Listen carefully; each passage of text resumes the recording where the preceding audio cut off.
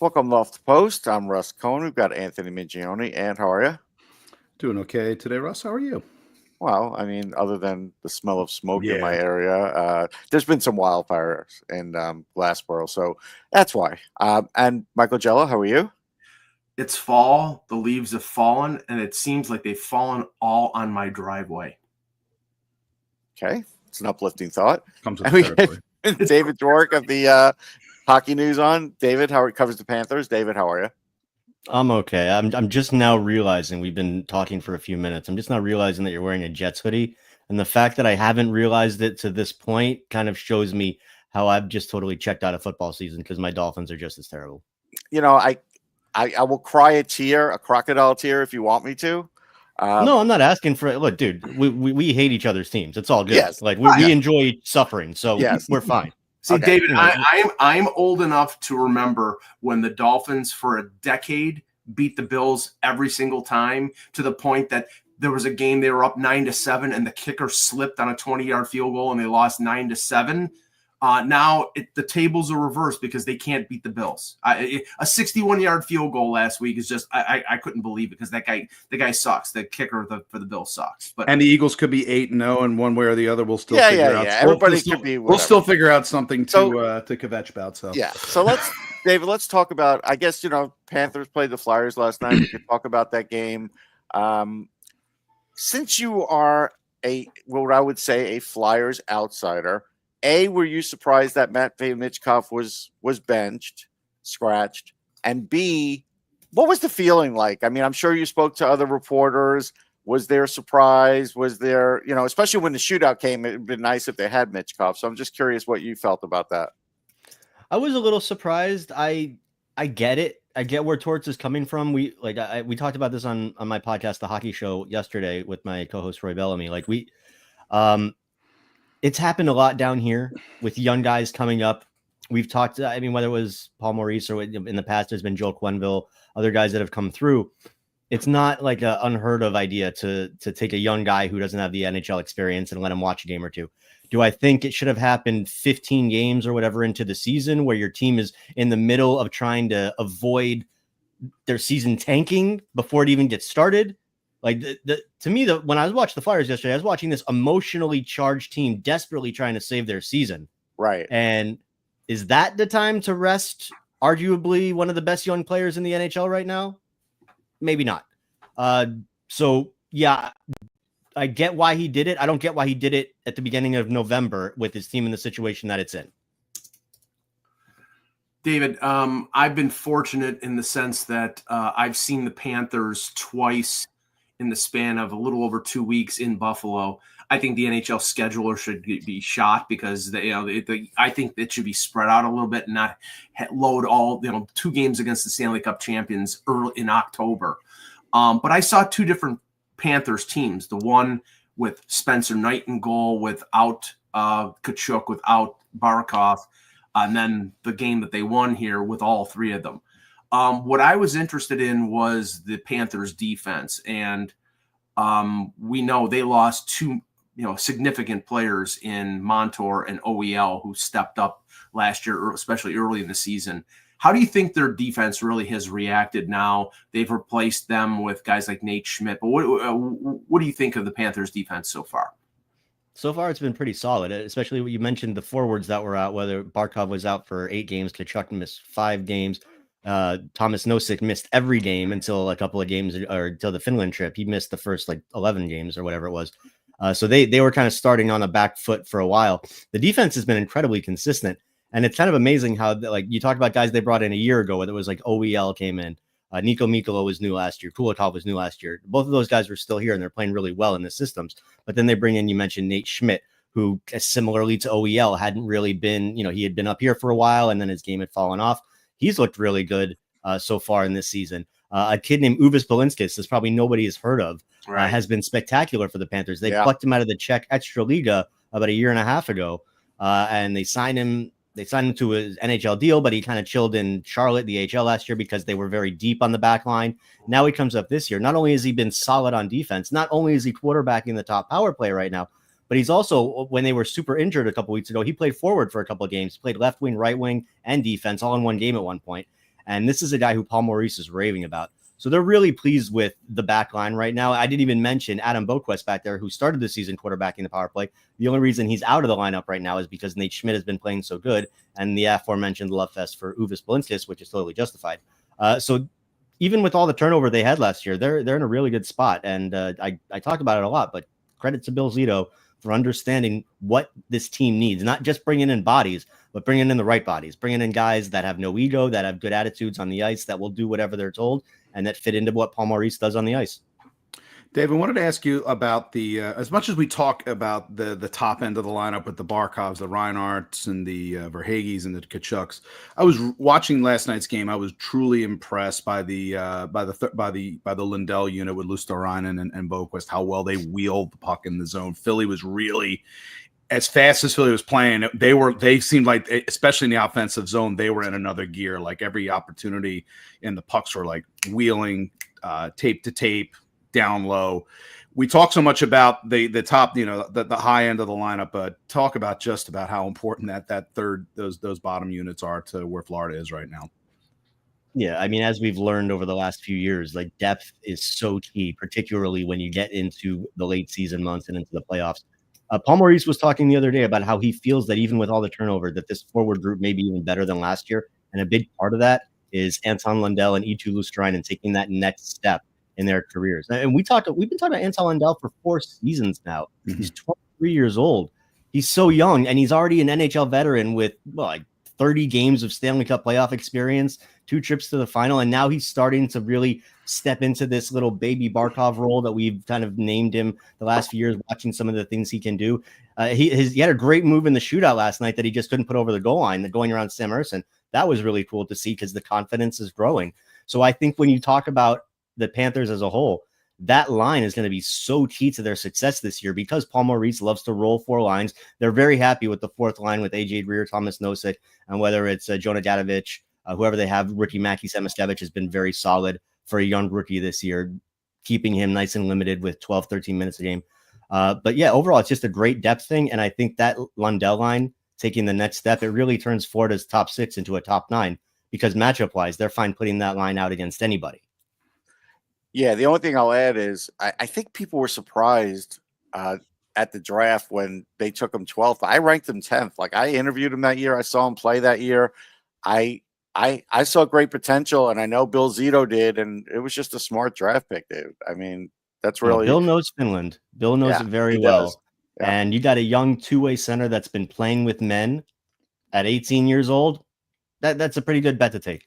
Yeah, it is a pretty good bet to take. But let's talk about the new role for Aaron Ekblad because, I go back and I covered a game, Erie against Barrie, and it was Connor McDavid against Aaron Ekblad. It was pretty interesting. I went out there. I drove like 7 hours. Me and Chris Rupert from Center Ice Magazine, we drove like 7 hours to get there.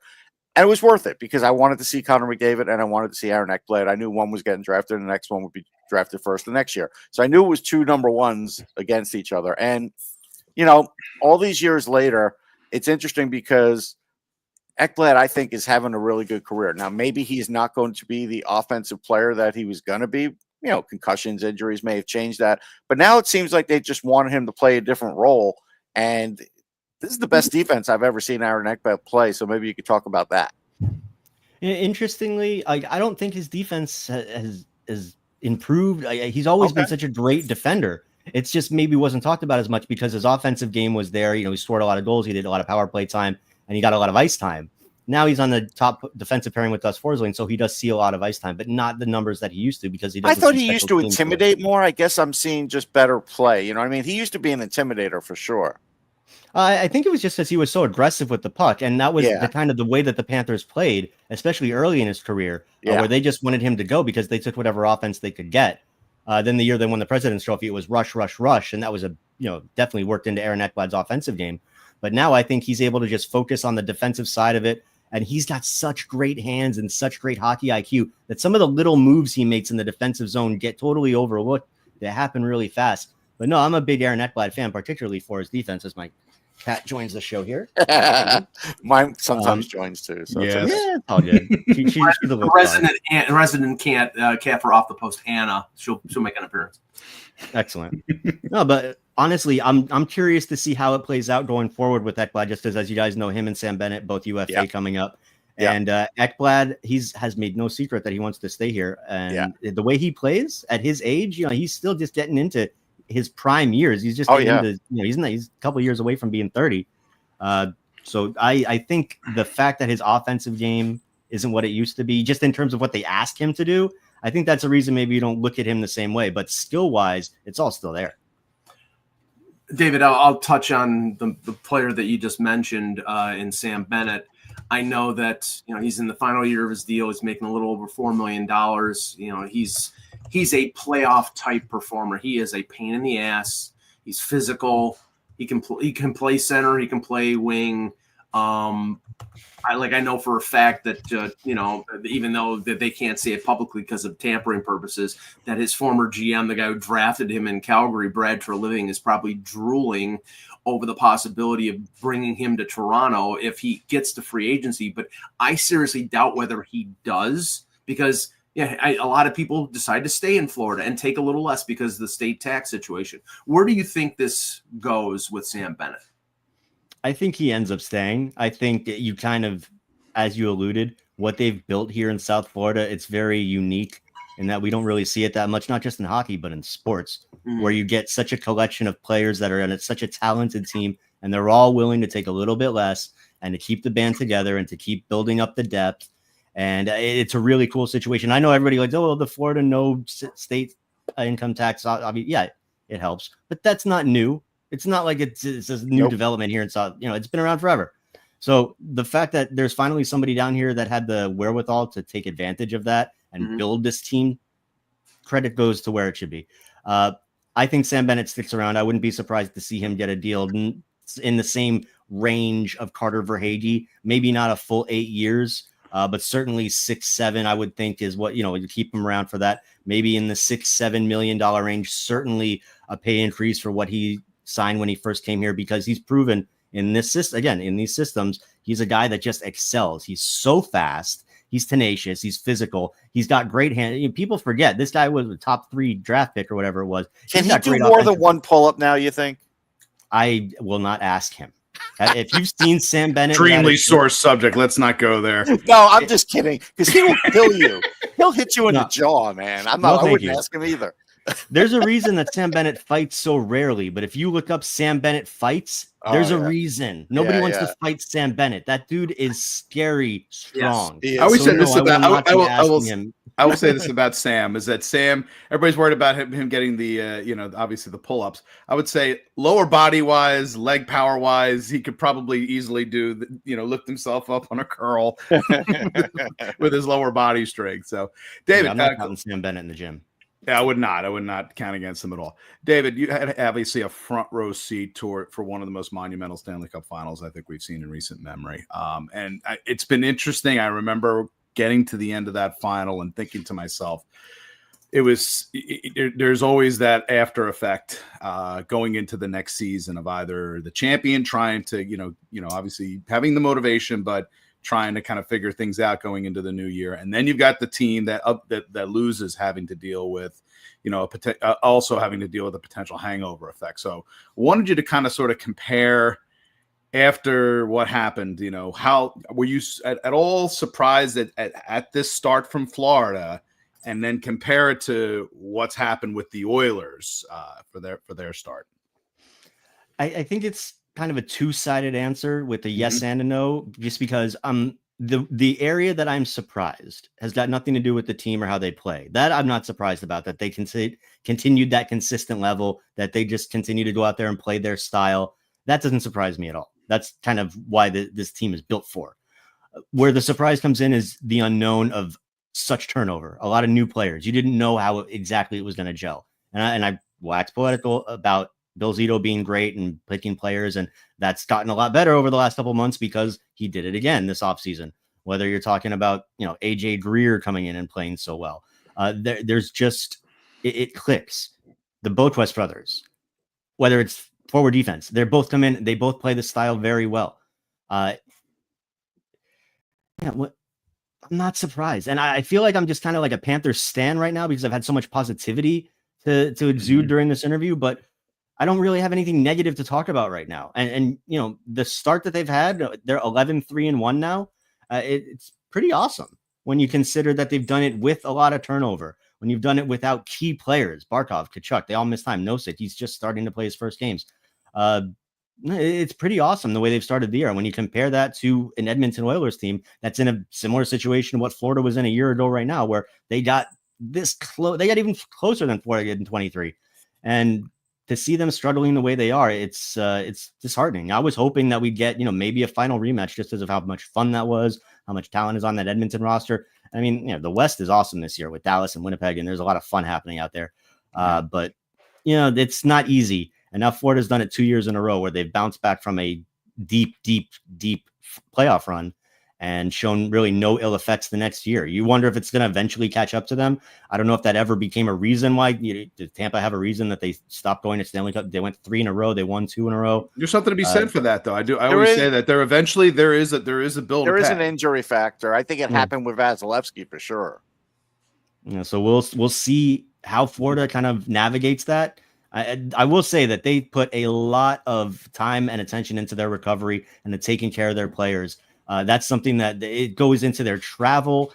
Everything they do. It's about the recovery. Well, I heard about the sleep thing they did when they went overseas to play the Global Series. So that was interesting.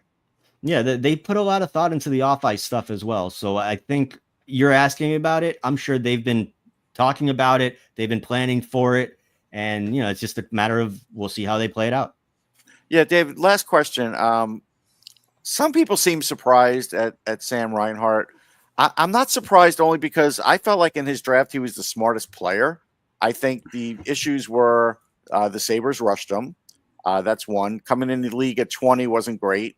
He's also now a guy who's got 13 pounds of muscle compared to what he had on his frame at that draft, and a lot more experience and better players. I think all of these things have made him the player he is. But even like on Sirius XM the other day, I heard people like saying, well, he's not going to, have the year he had last. Like everybody thinks every year is a career year for him. He is. Yet he keeps producing.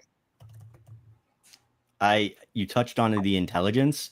I know what Paul Maurice loves most about him is the versatility, how he is just as good in his own zone as he is in the offensive zone. Him and Barkov have been basically sharing faceoff duties for the last couple of years, depending if it's right side, left side. Reinhart goes on the right, Barkov goes on the left. I don't know what the ceiling is for Sam Reinhart right now, because you have to think he's in his prime years. And after 57 goals last year, obviously you're going to come in thinking, okay, it will not be surprising at all. If he comes back and scores 40, that's awesome. That's still a huge year. And look what he's doing right now. That 15 games into the year, he's over a point per game pace. He's had 15 games, 13 of them he has a point. 7 of them he has multi-point games. And he's not like out there being flashy at all. It's just part of the way that the Florida Panthers are playing hockey right now. And Reinhart, we've talked about it before. Reinhart's doing this without some of those. Barkov was out for more than half of the games he's played. So you can't say, he's got this amazing center setting up. Yeah, he did. Anton Lundell. So Sam Reinhart, 8.16 or 8.2, whatever the deal he signed is a total bargain. And I think in a rising cap world where you've got Sam Reinhart, Carter Verhaeghe, you've got all these guys signing for these reasonable deals. Yeah, it's just a great situation for the Panthers. And that's in Anthony and Russ when he comes back will know that I have railed with the NHL about not the unfairness. And maybe they'll be balanced by the deferred salary situation that's starting to happen now. But, you've got 5 or 6 teams in the league who, are playing in states like Florida and Texas and Tennessee and Nevada where the no tax thing is a factor. Now, nice weather, especially in the winter, is also a factor. Florida is a great place to live. But, I mean, when you have teams like New York and Toronto and Montreal with heavy taxes, and especially a team like Montreal steeped in history that nobody wants to play for because the fan base is a little rabid, and the taxes are ridiculous. I mean, there has to be some sort of league counterbalance to this. Like my idea was, that the cap hit for a team like Toronto or New York they should have a higher cap because they're in, to adjust for cost of living. A guy like Reinhart, just getting back to Reinhart while we wait for Russ to come back here.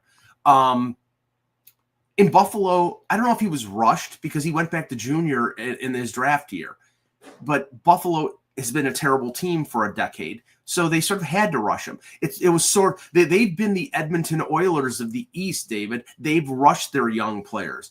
They've turned out to be good, guys like Reinhart, guys like Eichel. They just turn out to be good in other places. And I think finally, after they traded him, if he wasn't mature already, he became mature in that organization. And now he's a fully formed player. I think we have to keep in mind one other thing too. It's like you're already kind of answering the question a little bit by saying the environment. Everything's about the environment too, right? Yes. Everything is about the environment in Buffalo, and you got to kind of. I often, David, you can speak to this too. If you don't have the right environment, if you don't have the right dynamics, if you don't have a clue with regards to how to develop properly, it doesn't matter who it is that you draft. Well, especially for Reinhart, right? Because when he got drafted in Buffalo, he was viewed as like, okay, here's going to be the first step of our savior. He's going to turn things back around for us. And he had that pressure on him the whole time he was there. Whereas when he came to Florida, he was just one of the guys, especially at that time, because it wasn't like he was viewed the way he was when he was drafted. With Reinhart, with Bennett, with those guys, like, okay, they've got some skill. They're high draft picks. Montour as well. Like, they're bringing a lot of guys that, like, okay, maybe this could work. It's worked elsewhere here and there, but I think Anthony hit it on the head that a lot of it has to do with the situation, and that doesn't just mean his teammates. That means also a coach putting him in a good situation as well. With Reinhart, he was given responsibility on both ends of the ice, and he was asked to play to his strengths and not necessarily just go out there and try to score and perform and do whatever you need to do to get this team over. I think that goes a long way when you just ask the guy to just play into what they're good at and take the pressure off, particularly like the guys I mentioned coming in from such Buffalo. They may not be the best team, but certainly gets a lot of media scrutiny up there. It's a tough area to play, Calgary as well. These are tough cities. And then you come to Florida, we're pretty chill in the media down here. You mentioned the no tax, the great weather. As my camera view sucks because I only can put the window behind me in this mess of an office I have.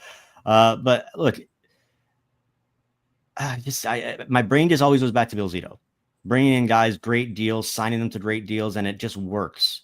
And for what they had in Florida down here for 25 of the 30 years, it feels like the law of averages kind of finally playing into their favor. And just think, Bill Zito was in the interview process in Buffalo, and I think they hired Bottrell. So, it could have turned out very differently.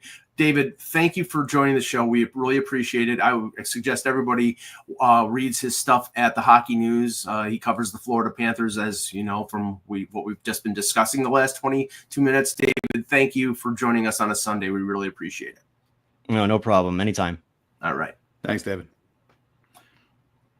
Okay, we're trying to get Russ back in here. Yeah, I wonder if our conversation from the beginning of the show, I wonder if this is affecting. Maybe his power went out, but we'll see. Check on. Yeah, he's hanging there, so I think he's trying to transfer to his phone. But we'll start with the Flyers, Anthony, because as David touched on and as you touched on, I think that the week was dominated by the benching of Matvei Michkov. Yes. And I have to say this, as I'll add the outside perspective. John Tortorella is treating this team like they are a playoff team. They're not. Now, I understand from his point of view, that's the way he operates. He expects his team to win. He expects his team to play John Tortorella hockey. They're not. And they're not. They're not a playoff team, in my estimation. No. And he's this should be a teaching experience. Maybe this is an object lesson to Michkov. You've got to play this way, or you're not going to play. I get that, but this is not going to last if he keeps doing this. There is a schedule. Again, there is something to be said for the schedule that Philadelphia has had of late, and also the struggles that Michkov, I think, has had in the last 5 games or so. Certainly after coming out of October and into November. And we do have to keep in mind, Matvei's never played this number. This is going to be the largest number of games in a season he has played in his career. And the team, certainly after the Carolina game, certainly had some substantial struggles defensively. And they're trying to right now, as I said to you before, they're trying to kind of cover for the fact that they, the goaltending situation going, especially after Sam Ersson was hurt, and he obviously returned last night, was that they're trying to kind of protect the house first, but they're disconnected in their play because the offense hasn't really been generating. I think there was two things to it. One was the fact that, I think Philly as a whole against Tampa and against Florida actually played well. It would have been nice to have Michkov in there. I don't anticipate Michkov's going to be out Monday. I think he will be back in the lineup against San Jose. If he is scratched again a third time, that raises my eyebrows up a bit more. But I am not surprised that John Tortorella decided to scratch him. It is a little bit strange again because you have I as I said in my posts, there's something to be learned playing against the defending Stanley Cup champs. I get sitting him for a game. I think 2 is a bit much. The answer is yes. But, Torts can back up the whole, hey, we had a winning lineup against Tampa. We played well, and that was a game. But again, the offense and creativity wasn't necessarily there, but they were able to obviously get through that. So if he's out again on Monday, that's where my eyebrows raise up a bit more. Yeah, he will say that this is part of the learning and the development, and there is something to be said, I think, because you did have Macklin Celebrini had sit a couple games. We also had the example of Leo Carlsson in Anaheim also, but the expectations, I think, on those two teams, depending on where Philly is at, is different than those two, which is where if you're thinking that you're a playoff, and I don't believe that Philadelphia is a playoff team, but if you think there is something to be gained or something to be learned, or again, they played, I thought, again, this road trip, even though they only had 3 points out of those 3 games, it's still probably more than even a little bit better than I expected. They were competitive, especially in the Tampa game, and they were competitive as well in the Florida game. So in the long term, Mike, I think if you get on Monday a Matvei Michkov who has Russ obviously acknowledged this as well, is that he's got, he's a pretty extensive competitor. I expect, after sitting 2 games, you're going to get, a very engaged Matvei Michkov going in on Monday. But again, this is all part of the process as they go through. Yeah, the only thing I would say is with Carlson, they had it planned like on a pitch count. Like The question is, do they have that? Do they have Michkov? Again, we're just not. The problem is that we can say no.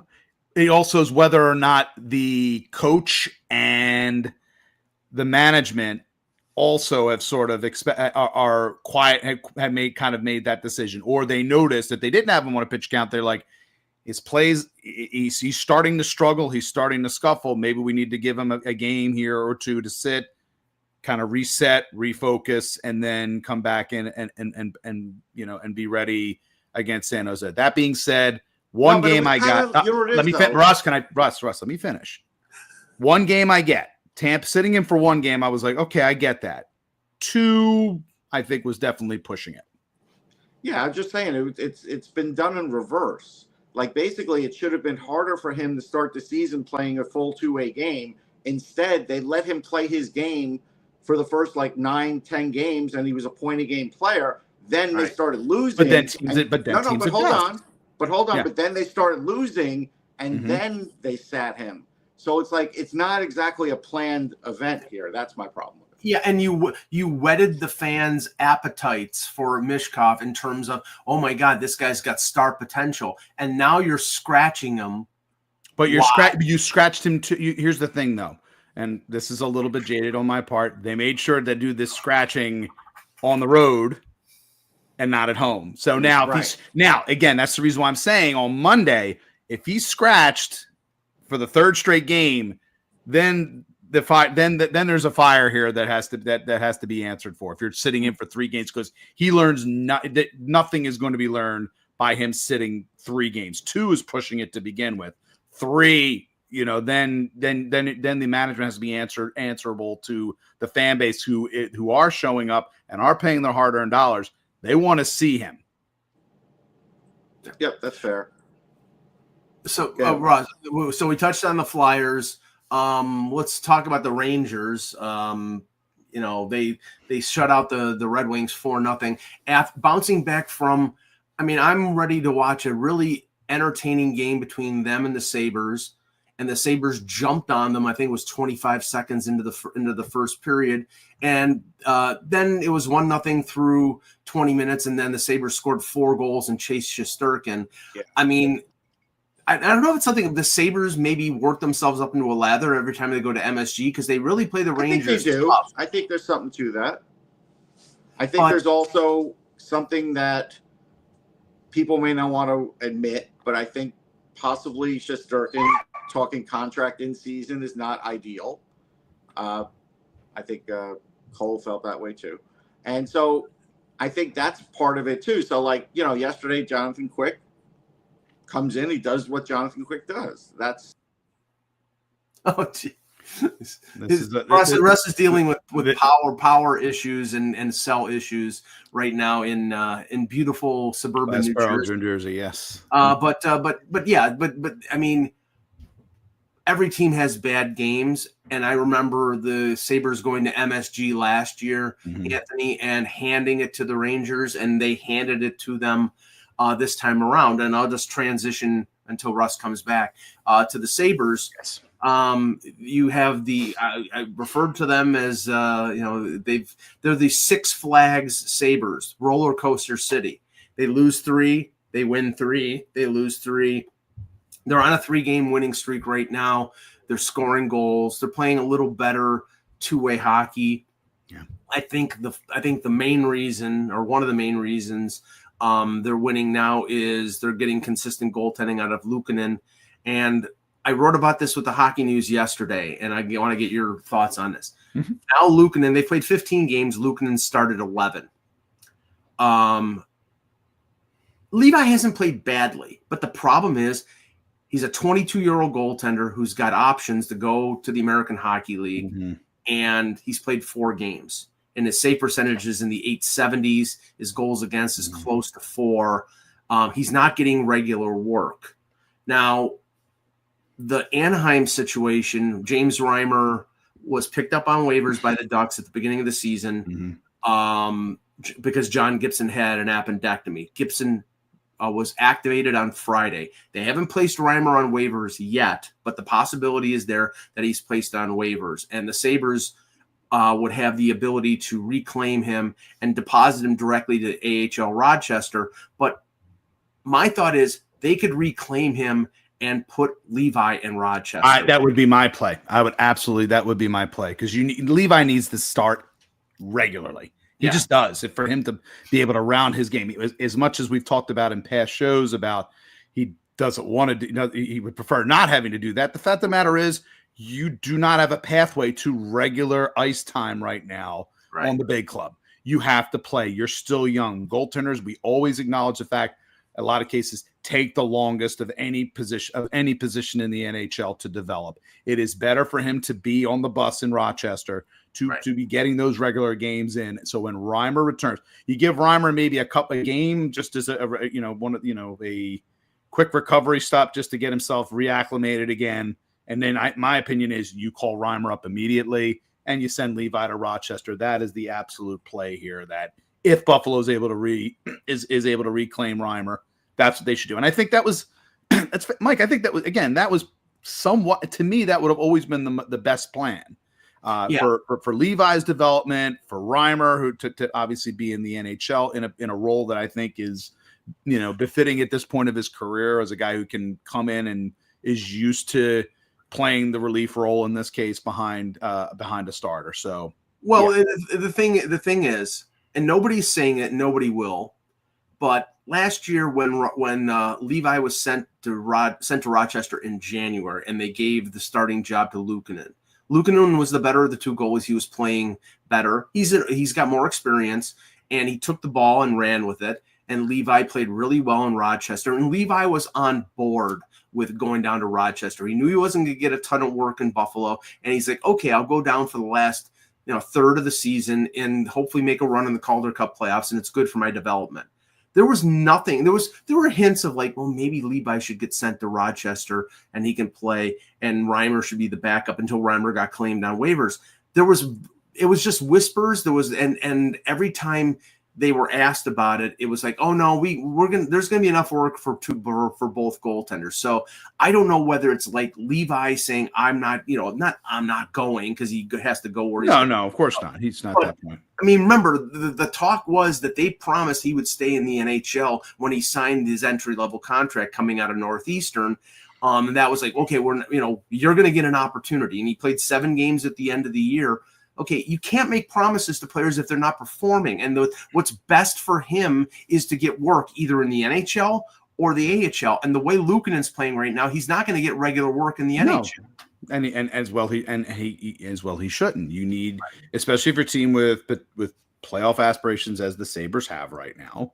Right.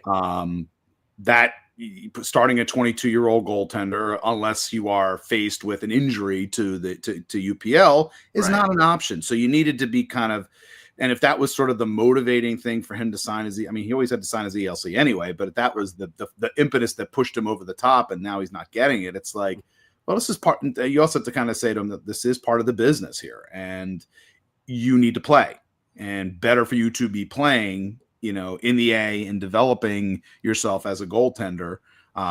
It's not a step to me. It's to me, it's always been a rite of passage, especially if you've got a set locked in goaltending situation. I mean, it's not that much different than what's going on with Philadelphia. And you have obviously Alexei Kolosov.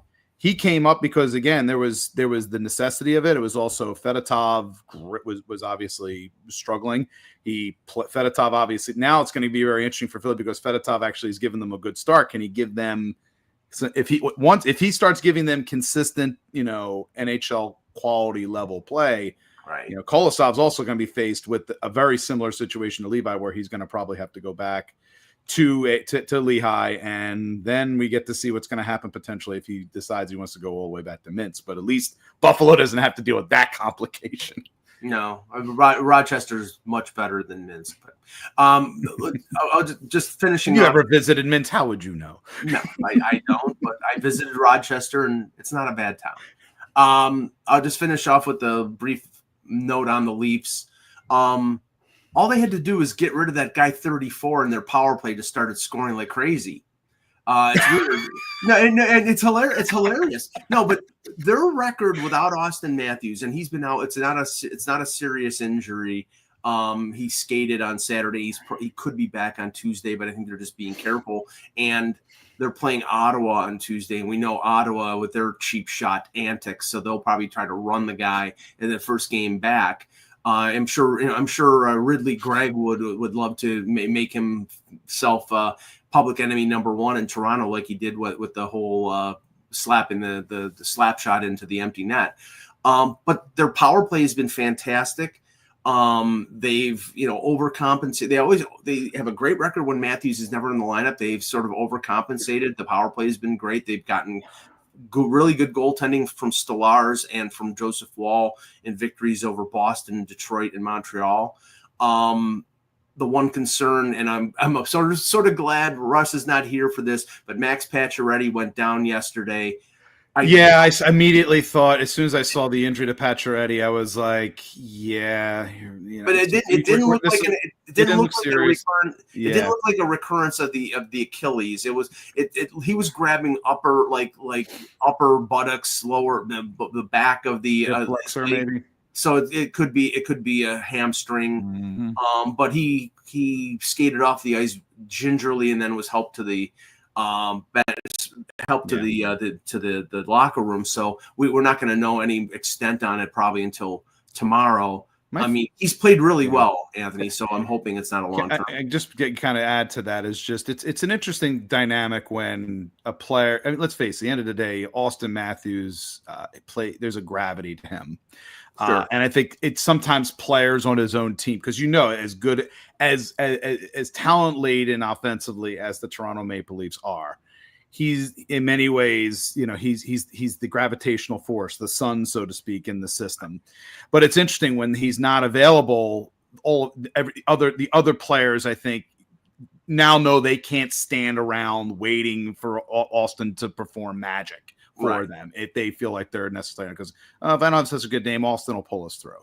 Right. And when you don't, and when that sometimes happens, when you take a player out of the lineup, it forces the team to play a certain way, and everybody has to enhance their roles and put much more of an effort. And it's kind of like, it's not the same with Michkov in Philadelphia, but one of the things I've noticed is when Michkov went out of the lineup, Philly in the last few games started playing much more. I felt it was much more connected hockey in this case. And even though it's not necessarily you have wins and losses in this case, but again, I think teams sometimes when you've got an uber talented player who you very much hitch your wagon to, players sometimes, and it's not intentional, but it's human nature, I think, to expect that guy to perform magic for you. And when you don't have him, you got to make the magic yourself. Okay, we'll end it there, Yeah. and I'm sure Russ is drinking some pumpkin spice coffee or. While he's not here, just get those shots in, Michael. Yes. He's going for something.